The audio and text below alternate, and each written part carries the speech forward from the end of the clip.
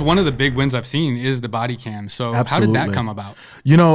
We have been asking for body cams for years, and obviously with George Floyd and what happened, and being able to see, that a police officer, really just did, have been doing what we've known them to do for years. We were able to sit down with the police department here, Sioux City Police Department, Rex, and his team, and say, what is it going to take for us to do it? Now, City Council, I think they've always said, hey, what will it take? And the police department has always said, well, it's money, or, we never really had the support.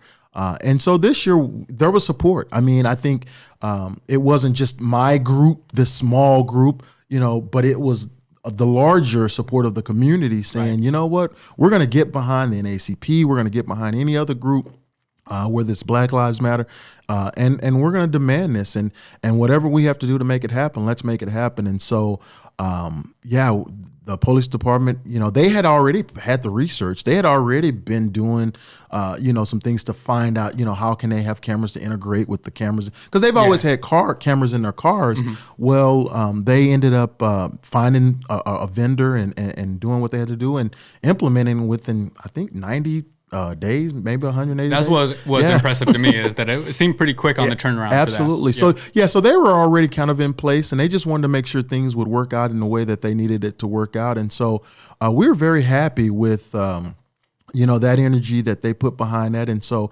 again, sitting down and one thing I'll say about the chief of police here, Rex Mueller, is that he's very, very candid and transparent.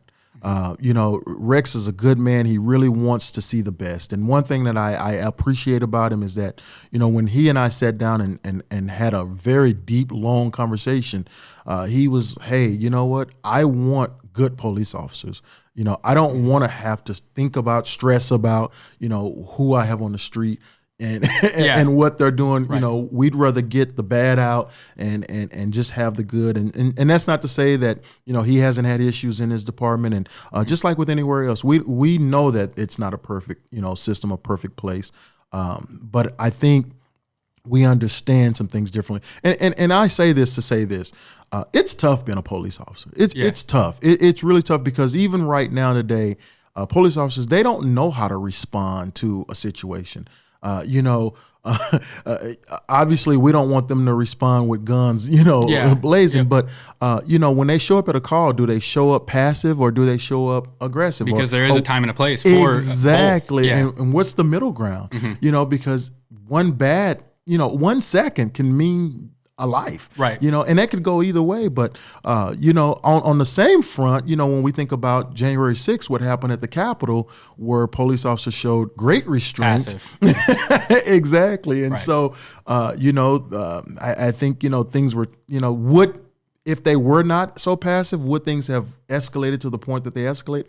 I mean, we don't know. We can always speculate. Or would it have turned into a massacre on the steps of the Capitol, and we're dealing a whole different thing, with a whole different thing, exactly. So it's a hard place for them to be, but we do know that it's possible to have that restraint, and we do know. And at the end of the day, as a member of the Black community and the NAACP, we want accountability. That's really what it comes down to. We're not saying that a cop may not get out there and shoot somebody, but he needs to be accountable for whatever his actions are. If it's a good thing, and I don't want to say good thing, but if it's justified, no problem. But if it's not, then let's do something about that. And let's not cover it up. Let's not, just push it under the rug. Yeah. And the policing situation is so large and complex, right? Yes. And, I look at it as, and this is coming from a white person I've lived my whole life as a white guy, right? So I've never walked a step in somebody's shoes who is not white. So I don't know what that interaction looks like with the police.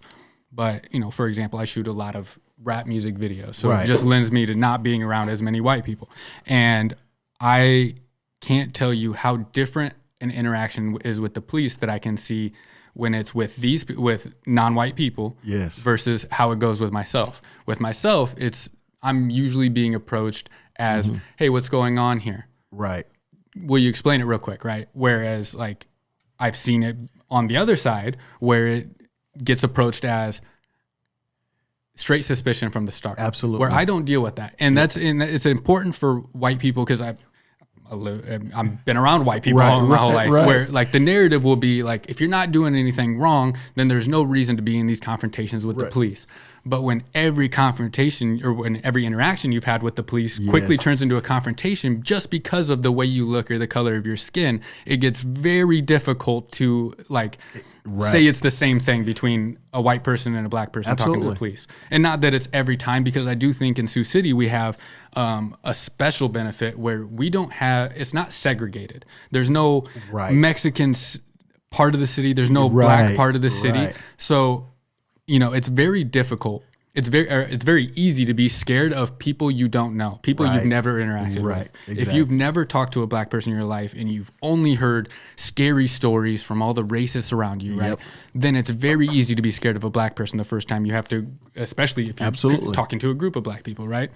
But in Sioux City, where everybody, if you went to anyone, there's no white high school, there's no black high school. So you've had interaction with every different segment of the community, every different segment of humanity. And it takes away a lot of that fear. And I think that's where we see a lot less of the, you know, when I see the George Floyd stuff, when I see Eric Gardner from New York City. Like I see cops who are scared of the person that they're trying to arrest. Right. And when you take away that fear, I feel like it just lends itself to a better outcome 100% of the time. Exactly. And you know what? And I don't even know if it's fear. You know, I think to a certain extent, I mean, there may be some of that, but I also think that there is this ego, this place of I'm better than you, because, you know, and I'm reading this book, Stamped from the Beginning, Ibram Kendi, I believe is his name. And, you know, and he's really given that historical text of, you know, I'm talking about from 1600s, you know, to where, you know, people were told that, you know, blacks were beasts and they had no, you know, training and no concept of understanding. So, you know, when that stuff comes from that historical place and it's just put on you that they're not worthy of this and that they are a mountain, because you got to remember there was a time when blacks were, you know, second-class citizens. I mean, if you were black, you were nothing. And it's very recent. Very recent. That's what people need to keep in mind, is that if you have a grandma who's like 80 years old, remember that she was 30 when the Civil Rights Act was passed? Exactly. Yeah. So it's very scary. 1964. Yeah. You know, when you think about the fact that, you know, up until that time, people weren't allowed. I mean, the voting rights was 1965 and civil rights 64. So, you know, if you think about it in terms of, you know, to that point, weren't even allowed to vote, weren't even allowed to, you know, have you. And so, you know, Chuck Colson said, we're all fooled by our own limited perceptions.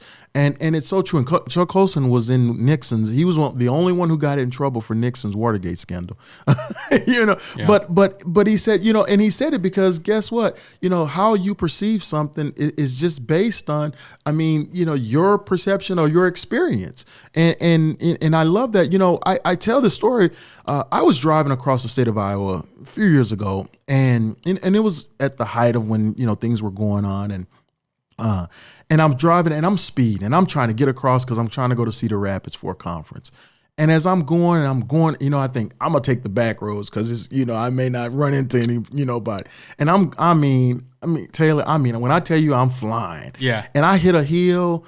And as I'm coming over here, there was a deputy sheriff coming the other way. And I'm just like, that's how it always works. Oh, man.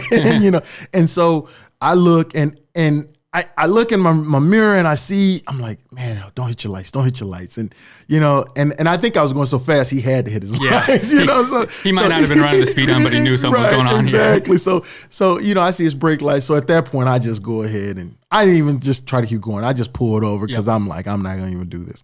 And by the time he got up to me, you know, I mean, that's how fast I was going. But by the time he got to me, you know, I'm sitting in my car and I'm looking, and, you know, Iowa's cornfields, and he pulls up and I see him get out, and man, a fear came over me, Taylor, like I had never felt before.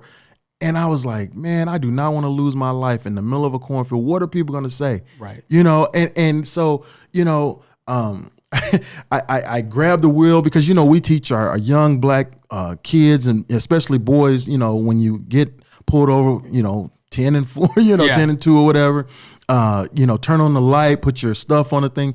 And I didn't even have time to think about grabbing my stuff out of my pocket. I just grabbed the wheel, and I'm squeezing the wheel like I'm on ice, man. I'm like, and he comes up, I have the window already down, and he says, man, you was going pretty fast. And I said, yeah, I'm just trying to get across, and he says, well, you got your license and registration. And I said, yeah, my license is in my pocket.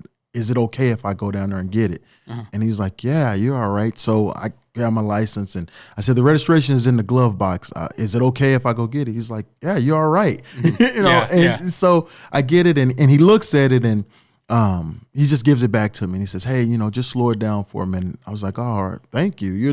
Now he had every right to give me a ticket. Had every right. He probably had every right to take me to jail, to be honest with you. But at that moment, he knew, he saw it, he felt that fear in me. Now I challenge any person who's that non-color, I would challenge them to feel that feeling. When you get pulled over, you don't think about losing your life. No. You think about maybe your insurance going up, getting a ticket, driving record, getting whatever, but you don't think about losing your life. And that's a feeling that we as black, especially black men, if we get pulled over, it's automatic, and then the response of it is, what is they going to say? I'm fortunate enough to be the president of the NAACP, so, people gonna say, well, man, the NAACP got killed. Well, but how quickly will someone say, well, what was he doing? Or what, did he do drugs in college? Right. Exactly. Yeah. Pulling up any past, so, that's our reality, and that's what, I want to bring the light is that, it's not always about, let's keep it 100 right now today. Yeah. And that's why it's so important to build these relationships. So when you do, I met with Senator Ernst and Senator Grassley's people right here in Sioux City, and to have that conversation and say, okay, I want to be intentional about what we're doing as it relates to race, as it relates to anything, gender. All of it. Let's be intentional. To the point that we're almost being racist. We're almost being, sexist. That we're, And from a standpoint of not doing it for the sake of appeasement, but for the sake of let's examine everything we have out on the table. Right. At what point are we falling short of a basic human right or basic equality? Yes. And how do we address that how short we're coming right there? Exactly. Right? Yeah. Exactly. And that's it. How do we do that? And then let's have a desire to make it right. Because here's the thing, by me asking for equality does not take anything away from you.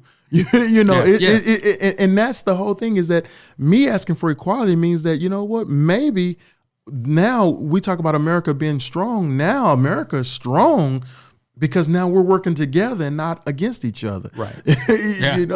Absolutely the truth.